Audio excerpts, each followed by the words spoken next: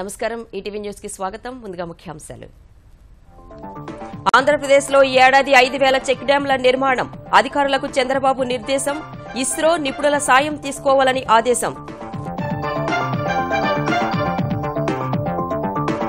తెలంగాణలో నైపుణ్యాభివృద్ధికి ప్రత్యేక మంత్రిత్వ శాఖ ప్రతిపాదనలు సిద్ధం చేసిన అధికారులు కేసీఆర్ ఆమోదం తర్వాత కార్యక్రమాల నిర్వహణ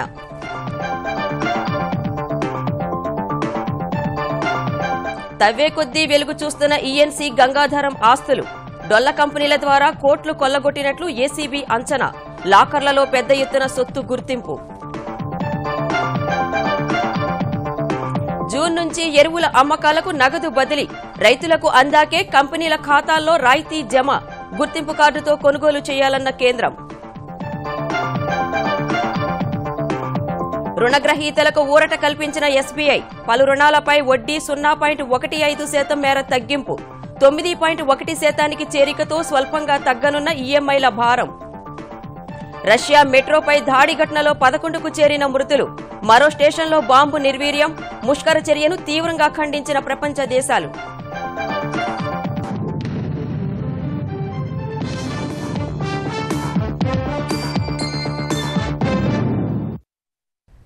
ఆంధ్రప్రదేశ్లో ఈ ఏడాది 5000 చెక్ డ్యాంలు నిర్మించాలని జలవనరుల శాఖ అధికారులకు ముఖ్యమంత్రి చంద్రబాబు లక్ష్యాన్ని నిర్దేశించారు. ఇందుకు సంబంధించి త్వరితగతిన ప్రణాళికలు సిద్ధం చేయాలని ఆదేశించారు. రాష్ట్రమంతటా పెద్ద ఎత్తున చెక్ డ్యాంలు నిర్మించే విధంగా 3 ఏళ్ల కార్యప్రణాళిక రూపొందించాలని సూచించారు. ప్రతి సోమవారం పోలవరం సమీక్షలో భాగంగా ముఖ్యమంత్రి చంద్రబాబు అమరావతి సచివాలయంలోని తన ఛాంబర్లో జలవనరుల ప్రాజెక్టులపై ఉన్నత స్థాయి సమీక్ష నిర్వహించారు. ఆంధ్రప్రదేశ్లో ఎక్కడెక్కడ చెక్ డ్యాంలు నిర్మించేందుకు వీలుందో అధ్యయనం చేయాలని ఇస్రో సాయంతో పాటు నిపుణుల సలహాలు తీసుకోవాలని సూచించారు. రాష్ట్రమంతా జలకళ తెచ్చేందుకు చెక్ డ్యాంల నిర్మాణం దోహదం చేస్తుందన్న ఆయన చెక్ డ్యాంలు నిర్మించడంతో పాటు అక్కడ చేపలు రొయ్యల పెంపకంతో మత్స్య పరిశ్రమ అభివృద్ధికి కూడా కృషి చేయవచ్చని చెప్పారు. ప్రాజెక్టులను శరవేగంగా పూర్తి చేసేందుకు ఈ వేసవి కాలాన్ని సద్వినియోగం చేసుకోవాలన్న సీఎం నీరు చెట్టు కార్యక్రమం కింద అన్ని జిల్లాల్లోనూ పంట కాలువలు డ్రైనేజీల మరమ్మతులు పూర్తి చేయాలన్నారు. చెరువుల్లో పూడిక తీయడంపై దృష్టి పెట్టాలని ఈ 2 నెలల్లో 2 లక్షల పంట కుంటలు తవ్వాలని అధికారులకు స్పష్టం చేశారు. ఇస్రో ఇచ్చిన సమాచారంతో డ్రోన్లతో సర్వే ఆధారంగా అన్ని గ్రామాల్లోనూ నీటి సంరక్షణకు సంబంధించిన పనులు చేపట్టాలని సూచించారు. వచ్చే ఏడాదికి భూగర్భ జలాల మట్టం 8 మీటర్ల కన్నా దిగువకు పడిపోకుండా ఇప్పటి నుంచే చర్యలు తీసుకోవాలన్నారు. జలవనరుల శాఖలో ఇంజనీర్ల కొరత ఉంటే ముందుగా ఖాళీలు భర్తీ చేసుకోవాలని సూచించారు. పోలవరంపై ప్రధానంగా సమీక్ష నిర్వహించిన ముఖ్యమంత్రి పవర్ ప్లాంట్, లెఫ్ట్ ప్లాంక్ పనులు ఆశించినంత వేగంగా ముందుకు సాగటం లేదని అసంతృప్తి వ్యక్తం చేశారు. మార్చి 27 నుంచి ఏప్రిల్ 2 వరకు స్పిల్వే, స్టిల్లింగ్ బేసిన్ కాంక్రీట్ పనులు 7100 క్యూబిక్ మీటర్ల వరకు పూర్తి చేయాలని లక్ష్యం పెట్టుకోగా 4019 క్యూబిక్ మీటర్ల మేర పనులు జరిగాయి. నిర్దేశించుకున్న సమయంలో పనులు పూర్తయ్యేలా అధికారులు నిశితంగా పరిశీలించాలని చంద్రబాబు సూచించారు. నిర్మాణంలో ఉన్న ఇతర సాగునీటి ప్రాజెక్టుల పురోగతిపై వీడియో కాన్ఫరెన్స్ ద్వారా అధికారులతో సమీక్ష నిర్వహించిన సీఎం సంగం బ్యారేజ్, నెల్లూరు బ్యారేజ్, వెలిగొండ, హంద్రీనీవా, వంశధార, పురుషోత్తపట్నం ప్రాజెక్టుల పనులను నిర్దేశిత సమయంలోగా పూర్తి చేయాలని స్పష్టం చేశారు. ఆంధ్రప్రదేశ్ మంత్రివర్గ పునర్వ్యవస్థీకరణలో అవకాశం దక్కలేదని అలకబూనిన నేతలకు బుజ్జగింపులు, ఓదార్పులు కొనసాగుతున్నాయి.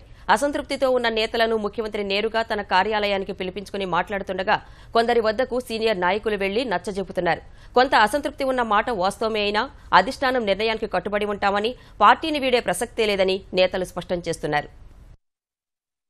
ఆంధ్రప్రదేశ్ మంత్రివర్గ పునర్వ్యవస్థీకరణలో పదవులు దక్కకపోవడంపై అసంతృప్తితో ఉన్న సీనియర్లకు అధినాయకత్వం సర్ది చెప్పే ప్రయత్నం చేస్తోంది. మంత్రి పదవి ఆశించి భంగపడిన పెడన శాసనసభ్యుడు కాగిత వెంకట్రావును వెంటబెట్టుకుని తెలుగుదేశం రాష్ట్ర అధ్యక్షుడు కళా వెంకట్రావు సచివాలయంలో ముఖ్యమంత్రి చంద్రబాబును కలిశారు. సుదీర్ఘకాలంగా పార్టీకి సేవ చేస్తున్న కొన్ని కారణాల వల్ల పదవి ఇవ్వలేకపోయినట్లు కాగితకు చంద్రబాబు వివరించారు. కార్యకర్తలు నిరాశ చెందినందువల్లే ముఖ్యమంత్రిని కలిశారని, పార్టీ అభివృద్ధి కోసం కృషి చేస్తారని కాగిత వివరించారు. ప్రాంతాలు, అదేవిధంగా సామాజిక వర్గాలు ఇవన్నీ తీసుకునేటప్పటికి కొంతమందికి తీసుకోవాలని మనసులో ఉన్న ముఖ్యమంత్రి గారు తీసుకునే అవకాశం రాలేదు.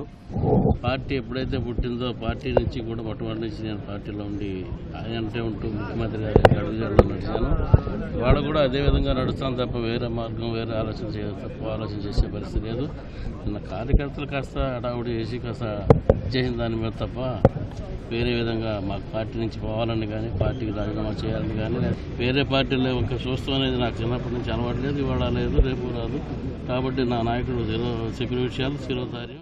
మంత్రివర్గ పునర్వ్యవస్థీకరణలో న్యాయం జరగలేదంటూ పార్టీ రాష్ట్ర ప్రధాన కార్యదర్శి పదవికి రాజీనామా చేసిన సీనియర్ ఎమ్మెల్యే గోరంట్ల బుచ్చయ్య చౌదరిని ఉప ముఖ్యమంత్రి చినరాజప్ప బుజ్జగించారు. గోరంట్ల నివాసానికి వెళ్లిన చినరాజప్ప సీఎం వద్దకు వెళ్దామని చెప్పగా గోరంట్ల ససేమిరా అన్నట్లు తెలుస్తోంది. సుదీర్ఘకాలం పార్టీకి సేవ చేసిన వారికి కాకుండా వలస నేతలకు ప్రాధాన్యమివ్వడంపై కార్యకర్తలు ఆవేదనతో ఉన్నట్లు గోరంట్ల ఆవేదన వ్యక్తం చేశారు.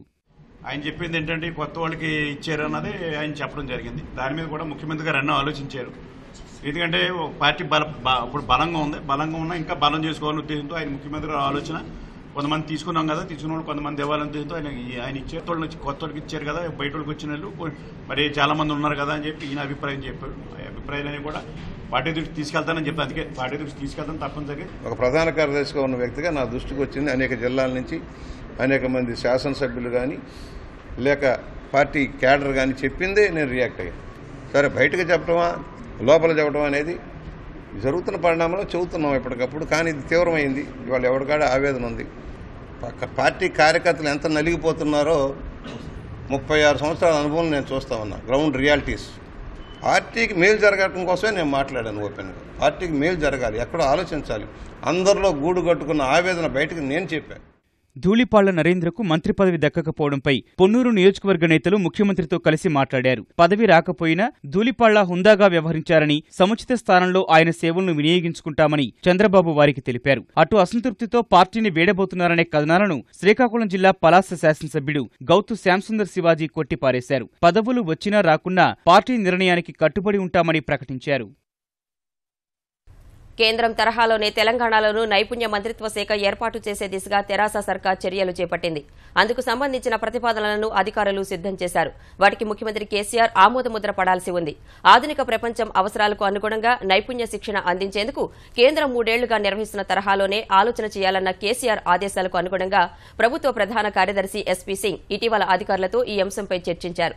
తరువాత ఈ ప్రతిపాదనలు సిద్దం చేశారు. వాటి ప్రకారం తెలంగాణ నైపుణ్య మంత్రిత్వ శాఖ కింద ఒక డైరెక్టరేట్ ఏర్పాటు కానుంది. సీనియర్ అధికారి ఈ డైరెక్టరేట్ కు డైరెక్టర్ జనరల్ గా వ్యవహరిస్తారు. 2017-18 బడ్జెట్లో ఈ శాఖకు 1575 కోట్లు కేటాయించాలని అధికారులు సూచించారు. కోర్సుల రూపకల్పన, మౌలిక వసతుల కల్పన వంటి అంశాలను డైరెక్టరేట్ పర్యవేక్షించనుంది. ఈ శాఖ కింద ఏటా సుమారు 10,000 కోట్ల రూపాయలు సమీకరించాలని తెలంగాణ ప్రభుత్వం భావిస్తోంది. ఈ శాఖకు సంబంధించిన ప్రత్యేక వెబ్సైట్ కూడా ప్రారంభం కానుంది. కేసీఆర్ సర్కార్ అధికారంలోకి వచ్చిన 33 మాసాల్లోనే తెలంగాణను దేశంలోనే అగ్రభాగాన నిలిపినట్లు ఐటీ పరిశ్రమల మంత్రి కేటీఆర్ అన్నారు. రంగారెడ్డి జిల్లా తాండూరులో జరిగిన తెరాస జనహిత జాగృతి సదస్సుకు హాజరైన ఆయన ప్రతి పల్లెలో గులాబీ జెండా ఎగరాలని శ్రేణులకు దిశానిర్దేశం చేశారు. కాంగ్రెస్ 60 ఏళ్ల పాలనలో దేశానికి, రాష్ట్రానికి ఒరిగిందేమీ లేదన్న కేటీఆర్ తెరాస సర్కార్ చేస్తున్న అభివృద్ది చూసి ఓర్వలేకే ప్రతిపక్షాలు విమర్శలు చేస్తున్నాయని విమర్శించారు. ఈ రాష్ట్రం మొత్తంలో, తెలంగాణ ప్రాంతం మొత్తంలో, దేశం మొత్తంలో టీఆర్ఎస్ గురించి అనుకుంటుంది ఒకటే. ఇది వరకు టీఆర్ఎస్ అంటే తెలంగాణ రాష్ట్ర సమితి. కానీ ప్రస్తుతం మన ముఖ్యమంత్రి గారి సారథ్యంలో దూసుకుపోతున్న తీరు చూస్తే టీఆర్ఎస్ కు కొత్త పేరు వచ్చింది. టీఆర్ఎస్ అంటే ఇక తెలంగాణ రాష్ట్ర సమితి కాదు. టీఆర్ఎస్ అంటే తిరుగులేని రాజకీయ శక్తి అనే ఒక మాట ఈరోజు దేశం మొత్తం కూడా చెప్పుకుంటా ఉన్నది. మిర్చి రైతులను ఆదుకోవడంలో తెలంగాణ సర్కార్ నిర్లక్ష్యంగా వ్యవహరిస్తోందని కాంగ్రెస్ ఆరోపించింది. ఆ పార్టీ కిసాన్ సెల్ అధ్యక్షుడు కోదండరెడ్డి నేతృత్వంలో సీనియర్ నేతలు పొన్నాల లక్ష్మయ్య, విహెచ్ సహా పలువురు సచివాలయంలో ప్రభుత్వ ప్రధాన కార్యదర్శి ఎస్పీ సింగ్ ను కలిసి మిర్చి రైతుల సమస్యలు వివరించారు. ఆరుగాలం శ్రమించి పండించిన పంటకు గిట్టుబాటు ధర లభించక రైతులు తీవ్ర అవస్థలు పడుతున్నారని కోదండరెడ్డి తెలిపారు. ఇప్పటికైనా ప్రభుత్వం స్పందించి అన్నదాతలకు న్యాయం చేయాలని డిమాండ్ చేశారు. గత్యంతరం లేక ముఖ్యమంత్రి గారు సమయం ఇవ్వనందువల్ల చీఫ్ సెక్రటరీ గారికి చెప్పినాం, అయ్యా 12,000 రూపాయలు క్వింటాల్ చొప్పున మిర్చి కొని రైతులను దాదాపుగా 60% పంట మార్కెట్లోకి వచ్చేసింది. ఇంకా మిగిలింది 35-40% ఉంది. ఆ పంటను కొనమని చెప్పి అడిగినాం. వెంటనే కొనకపోతే రైతులు ఇబ్బందులలో ఉన్నారు. ఇది మీ బాధ్యత అని కూడా చీఫ్ సెక్రటరీ గారికి చెప్పినాం. ఎరువుల రాయితీలు పక్కదారి పట్టకుండా చూసేందుకు కేంద్రం జూన్ నుంచి నగదు బదిలీ విధానాన్ని అవలంబించనుంది. అయితే వంట గ్యాస్ రాయితీ మాదిరి వినియోగదారులకు కాకుండా కంపెనీలకే రాయితీ అందనుంది. ఇప్పటి వరకు కర్మాగారం నుంచి ఎరువులు బయటకు వెళ్లినట్లు గాని లేదా జిల్లాలకు చేరినట్లు గాని రసీదులు చూపించి ఆయా సంస్థలు రాయితీ మొత్తాన్ని ప్రభుత్వం నుంచి పొందేవి. అయితే ఈ విధానంలో అక్రమాలు జరుగుతున్నాయని గుర్తించిన కేంద్రం రైతులకు ఎరువులు అమ్మిన తరువాతే రాయితీ మొత్తాన్ని కంపెనీల ఖాతాల్లో జమ చేయాలని నిర్ణయించింది. జూన్ నుంచి ఈ తరహా విధానం అమలు చేయాలని భావిస్తున్న కేంద్రం ఎరువుల దుకాణాల్లో ఆయా సంస్థలు పీఓఎస్ పరికరాలు ఏర్పాటు చేయాలని సూచించింది. ఈ పరికరాల్లో కొనుగోలు మొత్తానికి సంబంధించిన ఎలక్ట్రానిక్ రసీదు వచ్చిన వెంటనే సంబంధిత ఎరువుల కంపెనీల ఖాతాల్లోకి డబ్బులు పడేలా ఏర్పాట్లు చేయనుంది. ఈ విధానం అమలు కోసం రైతులు ఎరువులు కొనుగోలు చేసే సమయంలో ఆధార్ లేదా ఓటర్ గుర్తింపు కార్డు లేదా కిసాన్ కార్డు సంబంధిత ఎరువుల దుకాణానికి తీసుకువెళ్లాల్సి ఉంటుంది. నగదు రహిత లావాదేవీలను ప్రోత్సహిస్తోన్న కేంద్రం వాటిని అత్యంత సురక్షితంగా నిర్వహించేందుకు ఆధార్ పే అనే కొత్త యాప్ను తీసుకొస్తోంది. ఈ నెల 14న అంబేద్కర్ జయంతిని పురస్కరించుకుని ప్రధాని నరేంద్ర మోదీ ఈ యాప్ను ఆవిష్కరించనున్నారు. ఈ యాప్ ద్వారా కేవలం వేలిముద్రతోనే అన్ని రకాల లావాదేవీలు నిర్వహించవచ్చు. అందుకనుగుణంగా అన్ని ప్రభుత్వ రంగ బ్యాంకులు మార్పులు చేసుకోవాలని కేంద్రం సూచించింది. గత డిసెంబర్లో తీసుకొచ్చిన భీమ్ యాప్కు ఇది కొంత భిన్నమైంది. ఆధార్ పే యాప్ వ్యాపారులకు ఉపయుక్తంగా ఉంటుంది. వేలిముద్ర గుర్తింపునకు వ్యాపారులు ప్రత్యేకమైన పరికరాలేమీ కొనుగోలు చేయక్కర్లేదు. తొలి దశలో ఆండ్రాయిడ్ స్మార్ట్ ఫోన్లలో ఈ యాప్ను వాడుకోవచ్చు. వ్యాపారులు యాప్ను డౌన్లోడ్ చేసుకుని ఆధార్ సంఖ్యను జత చేయాలి. ఖాతాదారులు కూడా తమ ఆధార్ సంఖ్యను బ్యాంక్ ఖాతాతో అనుసంధానం చేసుకోవాలి. అప్పుడు వేలిముద్ర ద్వారా ఆధార్ పేతో లావాదేవీలు జరిగేందుకు అవకాశం ఉంటుంది. ప్రస్తుతం చలామణిలో ఉన్న 100, 500, 2000 నోట్లతో పాటు కొత్తగా 200 రూపాయల నోటు కూడా వచ్చే అవకాశాలు కనిపిస్తున్నాయి. ఈ మేరకు గత నెలలో జరిగిన డైరెక్టర్ల సమావేశంలో ఆర్బీఐ నిర్ణయం తీసుకున్నట్లు సమాచారం. నోట్ల రద్దు తర్వాత డిజిటల్ లావాదేవీలను ప్రోత్సహిస్తున్నప్పటికీ పూర్తి స్థాయిలో నగదు కొరత తీరలేదని భావిస్తున్న ఆర్బీఐ ఈ నిర్ణయానికి వచ్చినట్లు తెలుస్తోంది. కేంద్రం నుంచి అనుమతి వస్తే జూన్ తర్వాత నుంచి 200 రూపాయల నోట్లు ముద్రించాలని ఆర్బీఐ భావిస్తున్నట్లు సమాచారం. అయితే 200 రూపాయల నోటు తీసుకురావడంపై ఆర్బీఐ అధికారులు స్పష్టత ఇవ్వడం లేదు. అవినీతి నిరోధక శాఖకు చిక్కిన ఆంధ్రప్రదేశ్ రహదారులు భవనాల శాఖ ఇంజనీర్ ఇన్ చీఫ్ గంగాధరం ఆస్తులు తవ్వే కొద్దీ బయటపడుతున్నాయి. హైదరాబాద్, విశాఖలోని పలు బ్యాంకుల్లో లాకర్లు తెరిచిన అవినీతి నిరోధక శాఖ అధికారులు 2 కిలోల బంగారాన్ని స్వాధీనం చేసుకున్నారు. కుమారుడి పేరిట పెద్ద ఎత్తున డొల్ల కంపెనీలు సృష్టించిన గంగాధరం అవినీతి సొమ్ముతో వాటిలో పెట్టుబడులు పెట్టినట్లు అవినీతి నిరోధక శాఖ ప్రాథమికంగా గుర్తించింది. ఆ దిశగా దర్యాప్తు ముమ్మరం చేసింది. ఆంధ్రప్రదేశ్లోని అత్యంత ముఖ్యమైన శాఖల్లో ఒకటైన రహదారులు భవనాల శాఖలో కీలక అధికారి గాడి తప్పితే అవినీతి ఏ స్థాయిలో ఉంటుందో ఇంజనీర్ ఇన్ చీఫ్ గంగాధరం ఉదంతం తేటతెల్లం చేస్తోంది.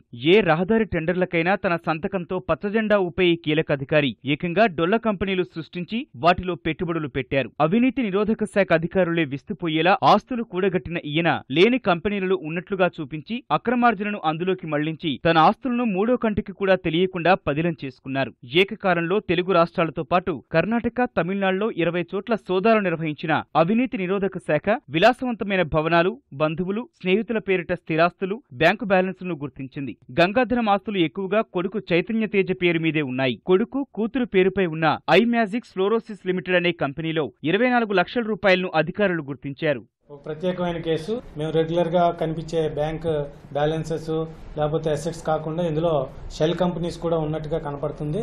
దర్యాప్తులో మనం ఆ కంపెనీలో ఇన్వెస్ట్మెంట్స్ అన్ని కూడాను ఇప్పుడు బయటికి తీసే విధంగా దర్యాప్తు చేస్తాం.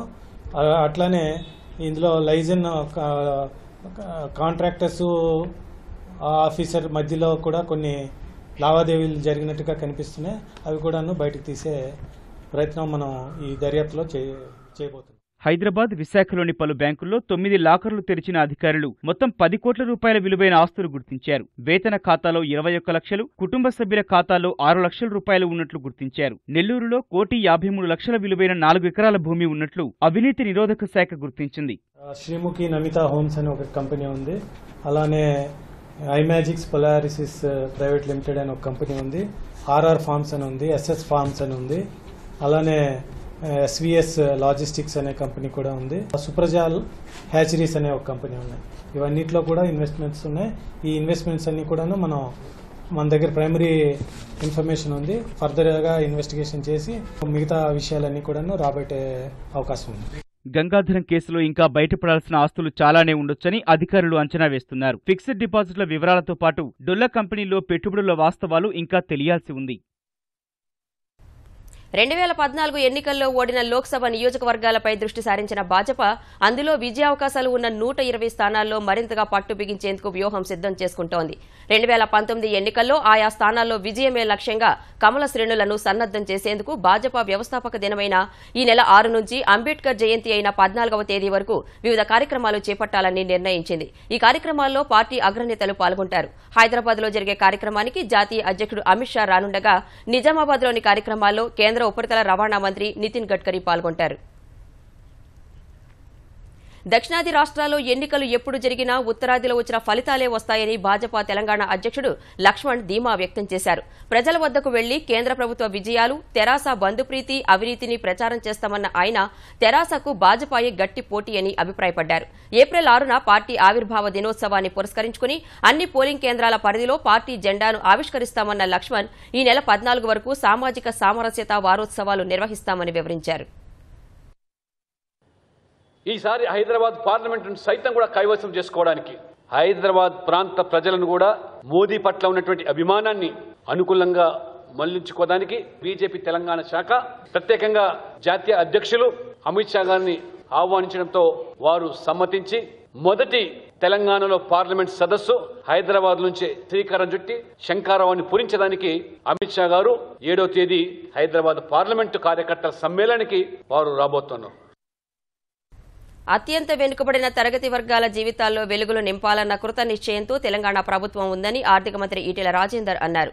అసెంబ్లీ కమిటీ హాల్లో వివిధ కుల సంఘాల ప్రతినిధులతో స్పీకర్ మధుసూదనాచారి, మంత్రి జోగు రామన్నతో కలిసి సమావేశమైన ఈటెల గతంలో ఎన్నడూ లేని విధంగా వెనుకబడిన తరగతులు, కులవృత్తుల ప్రాధాన్యాన్ని గుర్తించి బడ్జెట్లో తగిన కేటాయింపులు జరిపామని చెప్పారు. హామీ ఇచ్చిన విధంగా బడ్జెట్ సమావేశాలు ముగిసిన వెంటనే కుల సంఘాలతో సమావేశమై ఎంబీసీల సమస్యల పరిష్కారంపై దృష్టి సారించినట్లు చెప్పారు. కులవృత్తులను ప్రోత్సహించేందుకు అవసరమైన విధి విధానాలను త్వరలోనే తయారు చేస్తామని ఈటెల తెలిపారు. ఓ స్థాయి వరకు బ్యాంకులతో ప్రమేయం లేకుండా నేరుగా ప్రభుత్వమే రుణాలు ఇచ్చే ప్రయత్నాలు జరుగుతున్నట్లు మంత్రి ఈటెల వెల్లడించారు. అగ్రిగోల్డ్ ఆస్తులు అమ్మేందుకు ప్రత్యేకంగా వెబ్ పోర్టల్ రూపొందించడానికి సాధ్య అసాధ్యాలు పరిశీలించి తెలపాలని తెలుగు రాష్ట్ర ప్రభుత్వాలను హైకోర్టు ఆదేశించింది. ప్రభుత్వం ఈ పోర్టల్ ద్వారా ఆస్తులు వేలం వేయడానికి వీలు కాదని న్యాయవాది కృష్ణప్రకాష్ నివేదించగా కొత్తగా వెబ్ పోర్టల్ ఏర్పాటు చేయడానికి వీలవుతుందా అనే విషయాన్ని టెక్నాలజీ సర్వీస్ డిపార్ట్మెంట్లను తెలుసుకుని చెప్పాలని ఏపీ, తెలంగాణ ప్రభుత్వాలను ఆదేశించింది. ప్రభుత్వం సమర్పించిన 50 కోట్ల రూపాయలలోపు 224 ఆస్తులు, 50 కోట్ల రూపాయలకు మించిన 9 ఆస్తుల విలువ ఎంత ఉంటుందో పరిశీలించి చెప్పాలని కంపెనీ యాజమాన్యం, అగ్రిగోల్డ్ బాధితుల సంఘాన్ని హైకోర్టు ఆదేశించింది. శ్రీరామనవమి పర్వదినాన్ని పురస్కరించుకుని భద్రాచలం సీతారాముల కళ్యాణోత్సవానికి హాజరయ్యే భక్తుల కోసం వివిధ ప్రాంతాలకు 150 ప్రత్యేక బస్సులను నడుపుతున్నట్లు RTC Khammam regional manager Shivakumar తెలిపారు. భద్రాచలానికి సాధారణంగా నడిచే బస్సులు కాకుండా అదనంగా సర్వీసులు నడుపుతున్నట్లు పేర్కొన్నారు. సీతారాముల కళ్యాణం జరిగే ఈ నెల 5, పట్టాభిషేకం జరిగే 6 తేదీల్లో ప్రత్యేక బస్సులు నడుపుతున్నట్లు చెప్పారు. హైదరాబాద్ భద్రాచలం 60, ఖమ్మం భద్రాచలం 70, భద్రాచలం పర్ణశాల 30, మదిర భద్రాచలం 10, మణుగూరు భద్రాచలం 20, సత్తుపల్లి భద్రాచలం 20, విజయవాడ భద్రాచలం 40, రాజమండ్రి భద్రాచలం 20, ఏలూరు భద్రాచలం 10, వరంగల్ భద్రాచలం 20 బస్సులు నడిపించనున్నట్లు శివకుమార్ వివరించారు. భద్రాచలం నుంచి పర్ణశాలకు ప్రతి 10 నిమిషాలకు ఒక బస్ అందుబాటులో ఉంటుందని తెలిపారు. గుంటూరు జిల్లా తెనాలిలో జాతీయ స్థాయి ఒంగోలు జాతి ఎడ్ల బల ప్రదర్శన పోటీలు ఉత్సాహంగా సాగుతున్నాయి. 6వ రోజు జూనియర్, సీనియర్ విభాగాల్లో పోటీలు జరిగాయి. ఏపీలోని వివిధ జిల్లాల నుంచి వచ్చిన 10 జతల ఎడ్లు ఈ పోటీలో పాల్గొన్నాయి. 6 రోజులుగా పోటీలు తిలకించేందుకు జిల్లాతో పాటు రాష్ట్ర వ్యాప్తంగా రైతులు పెద్ద సంఖ్యలో తరలివస్తున్నారు. ఎమ్మెల్యేలు Alapati Rajendra Prasad, Anagani Satyaprasad, ZP vice chairman Purnachandrarao, housing corporation chairman Varla Ramaiah పోటీలను తిలకించారు.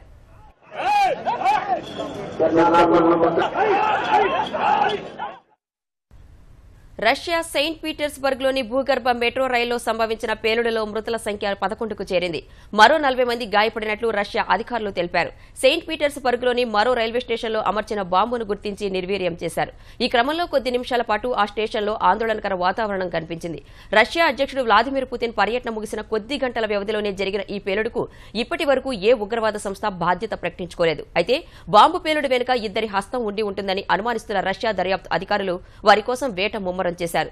ఇస్లామిక్ ఉగ్రవాదులే ఈ ఘాతుకానికి పాల్పడి ఉంటారని అనుమానిస్తున్నారు. పేలుడు ఘటన నేపథ్యంలో రష్యా మొత్తం భద్రత కట్టుదిట్టం చేశారు. ఆర్బీఐ ద్వైమాసిక పరపతి సమీక్షకు 3 రోజుల ముందే భారతీయ స్టేట్ బ్యాంక్ పలు రుణాలపై వడ్డీ రేట్లను తగ్గించింది. ప్రామాణిక రుణ రేటును 0.15% తగ్గిస్తూ నిర్ణయం తీసుకుంది. ప్రస్తుతం 9.25%గా ఉన్న వడ్డీ రేట్లు తాజా నిర్ణయంతో 9.10% తగ్గాయి.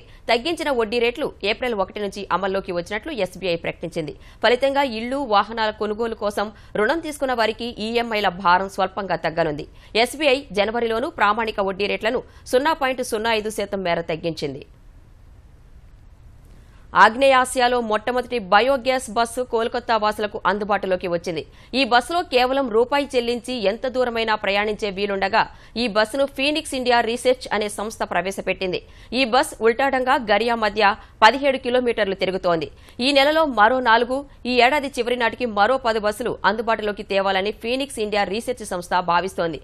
కొత్త బస్సులో ఎంత దూరం ప్రయాణించినప్పటికీ రూపాయి మాత్రమే తీసుకుంటామని ఆ సంస్థ ప్రకటించింది. వ్యవసాయ, ఆహార వ్యర్థాల నుంచి ఉత్పత్తి చేసిన ఒక్కో కేజీ గ్యాస్ కు 6 కిలోమీటర్ల దూరం ప్రయాణించే ఈ బస్సు పర్యావరణానికి ఎంతో మేలు చేస్తుందని చెప్పింది.